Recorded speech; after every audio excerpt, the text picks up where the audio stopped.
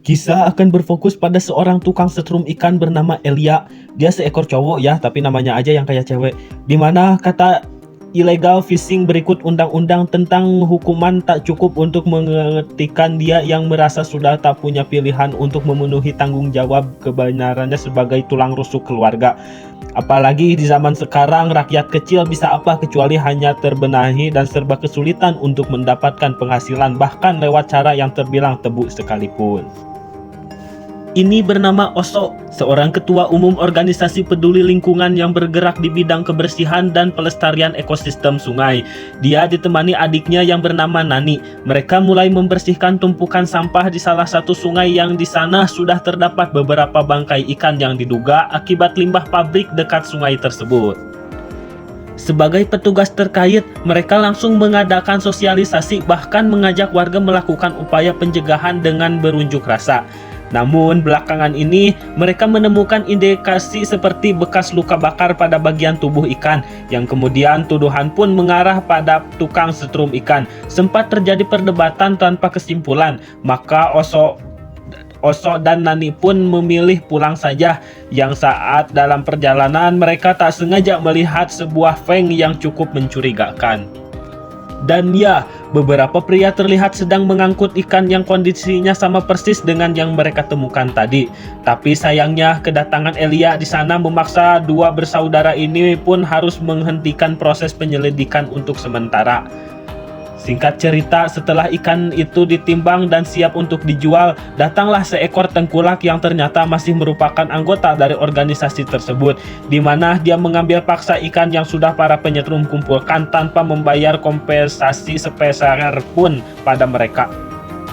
Setelah perginya si tengkulak itu, Elia dan semua rekannya pun memutuskan untuk langsung menyusulnya ke tempat dia bekerja. Ketika rekannya tengah menagih, Elia sendiri memilih untuk menjaga jarak sambil mengamati situasi. Dalam kondisi itu, dia tak sengaja bertemu dengan sahabat lamanya bernama Yuli. Sampai-sampai Elia pun lupa bahwa apa tujuan mereka datang ke sini.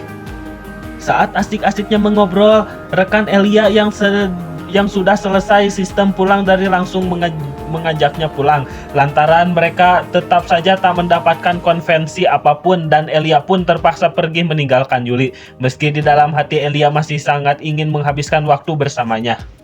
Setelah kepergian Elia, Nani langsung mengajak Oso segera mengambil tindakan tegas, yakni menangkap komplotan penyetrum. Di sini Oso tegas menolak dengan alasan bahwa dia tak punya wewenang atas tindakan tersebut karena bukan kepolisian.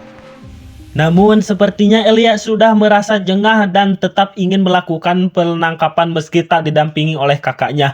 Yuli yang mendengar hal itu lantas mendatangi Elia untuk memberitahu semuanya, serta mengingatkan dia bahwa saat ini posisinya sedang tidak aman untuk kembali ke sungai.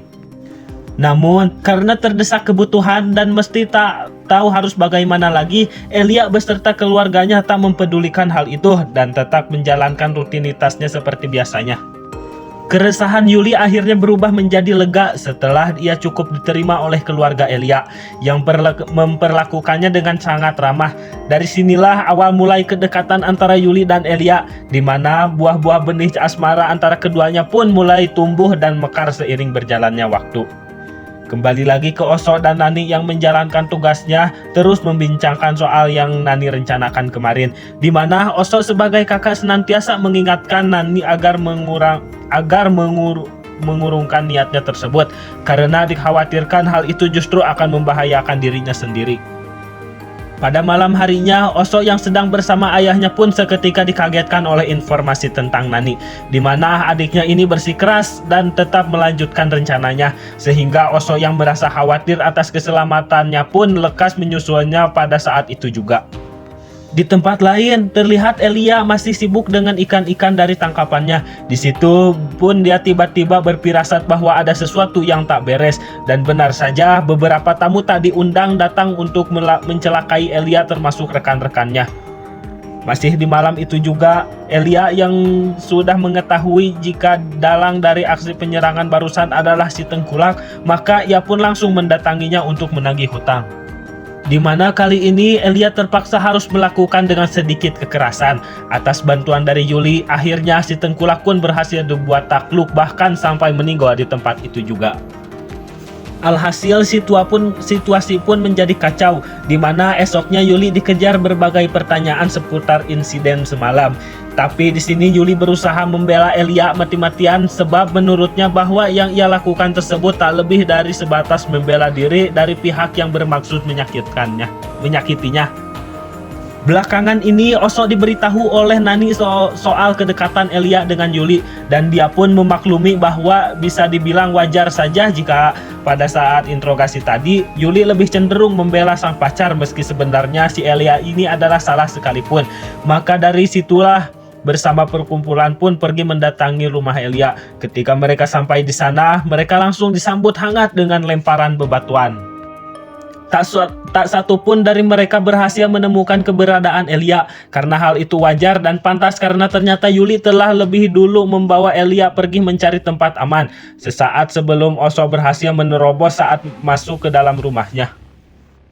Di sore hari, Oso berhasil menemukan gudang tempat Elia menyimpan perkakas nyetrumnya, di mana Nani yang sudah tak bisa mengontrol emosinya pun lantas membakar gudang tersebut.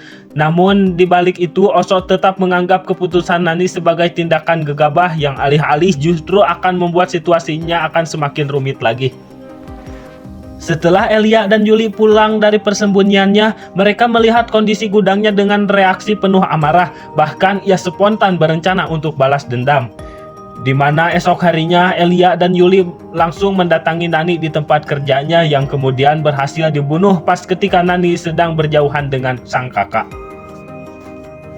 Apa boleh buat, kini Elia benar-benar menjadi incaran banyak orang, khususnya pihak kepolisian yang akhirnya turun tangan. Adapun di sisi lain, justru Yuli justru mulai merasakan penyesalan sehingga ia merajuk dan meminta ia untuk melepaskannya. Yang hal itu tentu saja membuat Elia sangat sedih karena saat ini dia benar-benar sendirian tanpa keluarga, tanpa teman maupun orang yang dicintainya. Setelah selesai dengan proses pemakaman Nani, semua polisi dan anggota komunitas pun langsung dikerahkan untuk melakukan pemburuan yang dalam hal ini Oso memisahkan diri dan berharap bisa menemukan Elia lebih dulu.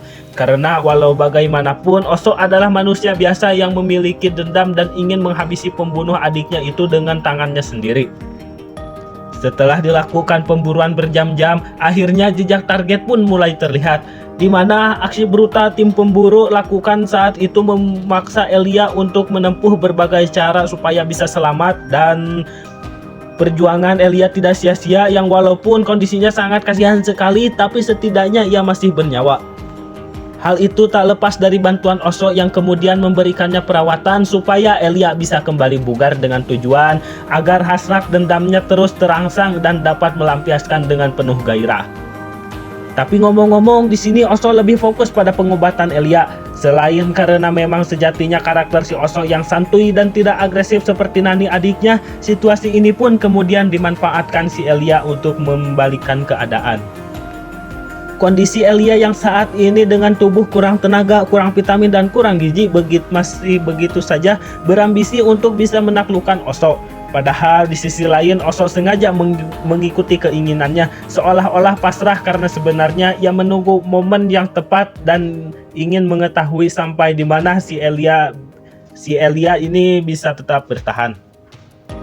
Dan sampailah keduanya di dermaga, di mana terdapat sebuah perahu yang niatnya akan Elia gunakan untuk melarikan diri. Namun mengingat stamina yang sudah semakin habis terkuras, disitulah Oso berhasil mengalihkan posisi ke mode penyerang, serta membiarkan Elia berada di dalam perahu sendirian.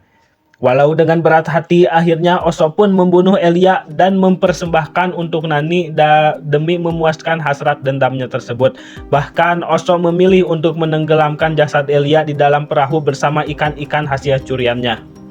Dan film pun berakhir.